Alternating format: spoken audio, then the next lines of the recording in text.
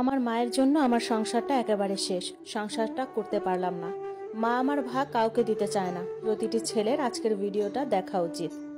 আমার বউকে আমার মা পছন্দ করে আনেন। মায়ের পছন্দের হলেও সে আমার বউ, তাই তাকে ভালোবাসা আমার দায়িত্ব। বিয়ের পর বউকে সময় দিলে মা দেখতাম রেগে কথা বলতো। মায়ের কথা বউদের মাথায় তোলা যাবে না। সারাদিন বউয়ের সাথে কিসের কথা, রাতে তো বউয়েরই সাথে শুবি। মা এসব কথা চাচির সাথে আলোচনা করতো, আর চাচাতো ভাই আমাকে সব বলতো।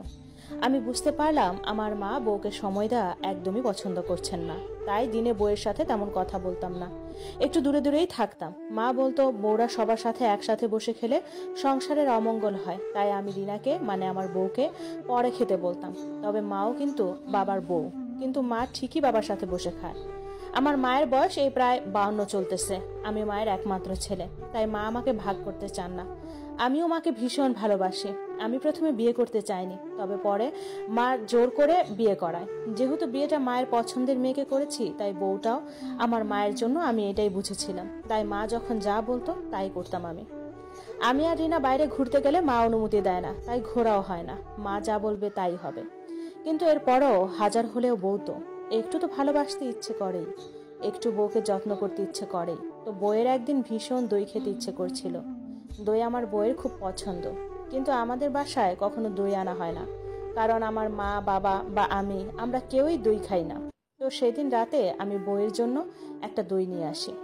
দই আনা দেখে আমার মা তো ভীষণ রেগে গেল। মা চেঁচামেচি করে বাড়ি মাথায় তুললো, আর বলতে লাগলো আমি নাকি বউকে মাথায় তুলছি, আমি নাকি বউকে পাওয়ার দিচ্ছি, আমি নাকি বউ ভক্ত হচ্ছে, মাকে ভালোবাসি না। এরপর এক এক করে দিন যেতে লাগলো, আর আমি দেখছি মা রিনাকে খুব অপছন্দ করা শুরু করলো।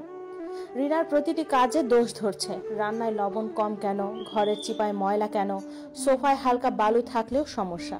মানে টুকিটাকি এসব নিয়ে বাসায় সব সময় ঝামেলা চলতো। আর সব সময় আমি রাতে বাসায় আসলে আমার কাছে রিনার নামে অভিযোগ করতো মা। যেহেতু আমি মায়ের ছেলে, তাই মা যা বলবে তাই হবে। এক পর্যায়ে বিয়ের 7 মাস এগুলো চলার পর মা বলল এই বউ তার ভালো লাগছে না, বউকে যেন তালাক দিই আমি। মা আমার জন্য আরো সুন্দরী মেয়ে রেখেছে, তার সাথে নাকি আমার বিয়ে দেবে।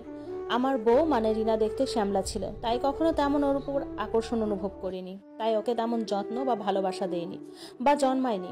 যাই হোক, মায়ের কথায় রিনাকে তালাক দিয়ে দিলাম। হায় রে, তালাকের আগে রিনা অনেক কেঁদেছিল, পায়ে ধরেছিল, কারণ জানতে চেয়েছিল তাকে কি কারণে তালাক দিচ্ছি। কিন্তু আমি তো নিজেই জানি না কেন তাকে তালাক দিচ্ছি। আমার বয়স তখন ছিল 26+, আর রিনার বয়স ছিল 21। ও অবশ্য খুব করে চেয়েছিল সংসারটা গুছিয়ে করার, কিন্তু পারল না। শুধুমাত্র আমার মায়ের জন্য পারল না। আমি শুধু জানি আমার মায়ের পছন্দ না। রিনাকে মা বলেছে রিনা খারাপ, তাই তাকে তালাক দিচ্ছি। এর কিছুদিন পর 19 বছরের এক ফর্সা সুন্দর মেয়ের সাথে মা আবার আমাকে বিয়ে দিল। আমিও বিয়ে করলাম, কিন্তু এই সুন্দরী বউ পেয়ে আমি পুরোই তার প্রেমে হাবুডুবু খেতে লাগলাম। কি যে সুন্দর, মনে হতো সারাদিন আমি আমার নতুন বউ ফাতেমার চেহারার দিকে তাকিয়ে থাকি। বিয়ের প্রথম দিন থেকে আমার মধ্যে পরিবর্তন চলে এলো। মানে ফাতেমাকে আমি খুব ভালোবাসতে লাগলাম। আমি ফাতেমা ছাড়া কিছুই বুঝতেছিলাম না, যেটা মা একদমই পছন্দ করতো না। আমি বিয়ের পরদিন সবার সাথে ফাতেমাকে এক টেবিলে বসিয়ে খাইয়েছি। মা এটা দেখে খুব রেগে গেলেন, কিন্তু আমি পাত্তা দিইনি মাকে। এরপর বিয়ের 19 দিন পরে ফাতেমাকে নিয়ে কক্সবাজার হানিমুনে যাই, কিন্তু হানিমুনে যাওয়ার সময় মা অনুমতি দেয়নি। এরপরও জোর করে গেছি। আমি মাকে বলেছি আমার বউ আমার ইচ্ছে, তুমি বলার কে ঘুরতে যাব কিনা, তোমার অনুমতি কেন নিতে হবে? আর আমরা যদি ঘুরতে যাই তোমার সমস্যা কি? হানিমুনে 1 সপ্তাহ থাকার পর যখন বাসায় আসলাম, বাসায় এসে দেখি আমার মা আমার বউকে একদমই সহ্য করতে পারতেছে না। এরপর সেই আগের মতো কাহিনী শুরু করলো মা। মা আবারও রিনার মতো ফাতেমার নামে বিভিন্ন দোষ দিচ্ছিল। ফাতেমা এইটা করে না, ওইটা করে না, কোনো কাজ করে না, ঠিকমতো সংসার করে না, আর বলছিল তাকে যেন আমি তালাক দিই। কিন্তু এখন আমি ফাতেমাকে ভালোবাসি, তাই আমি তোকে ছাড়বো না। ফাতেমা নাকি দিনের পর দিন অশান্তি করতেছে, সে নাকি ভালো না, মা চায় তালাক দিয়ে দিই। আমি আমার মায়ের একমাত্র সন্তান, তাই আমার মা আমাকে হারাতে চায় না। আবার আমিও আমার বউকে মানে ফাতেমাকে হারাতে চাই না। সে যথেষ্ট পরিমাণ ভালো। এখন মা দিনের পর দিন অশান্তি করছে, বলে বউ নাকি ভালো না, মা চায় তালাক দিই। মাকে বোঝালাম, মা বুঝলো না, তাই কিছুদিন পর বাধ্য হয়ে আলাদা হয়ে গেলাম। ছোট্ট একটা সংসার শুরু করলাম এবং ছোট্ট একটি চাকরি শুরু করলাম। 8,000 টাকা বেতন ছিল। আলাদা সংসারের পরপরই হঠাৎ দেখি ফাতেমা অনেক অসুস্থ হয়ে যায়। কোনো কিছুতেই তাকে সুস্থ করতে পারছি না। ডাক্তারও দেখিয়েছি, কিন্তু কোনো কাজ হচ্ছে না। এভাবে 4 মাস কাটার পর এক হুজুর দেখালাম, বলে ওকে নাকি কেউ বান মেরেছে।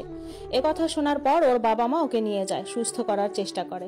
আমি আমার শ্বশুর বাড়িতে যেতাম, বউকে অনেক যত্ন করতাম, কিন্তু না, আমার বউকে আমি শেষ পর্যন্ত বাঁচাতে পারিনি। 6 মাসে ফাতেমা মারা যায়। আমি শত চেষ্টা করেও আমার বউকে বাঁচাতে পারলাম না। আমি জানি না ফাতেমার মৃত্যুর কারণ। তবে ওকে কি সত্যি কেউ বান মেরেছিল? তবে ওকে যখন ডাক্তার দেখাই, ডাক্তার বলেছিল ও পুরোপুরি সুস্থ, ওর শরীরে কোনো অসুখ নেই, কিন্তু ও অসুস্থ ছিল। তবে একটা কথা বুঝেছিলাম যে আমার মা কখনোই চায় না আমি মাকে ছাড়া বউকে ভালোবাসি। আমি মাকেও ভালোবাসতাম, বউকেও ভালোবাসতাম, কিন্তু মা চাইতো আমি শুধুমাত্র মাকেই ভালোবাসি আর বউকে অবহেলা করি। আমার প্রথম বউয়ের সাথে যে অন্যায়টা করেছিলাম আমি হয়তোবা সেই অন্যায়ের শাস্তি পেলাম। এটা আমার জীবনে ঘটা 2 বছর আগের ঘটনা।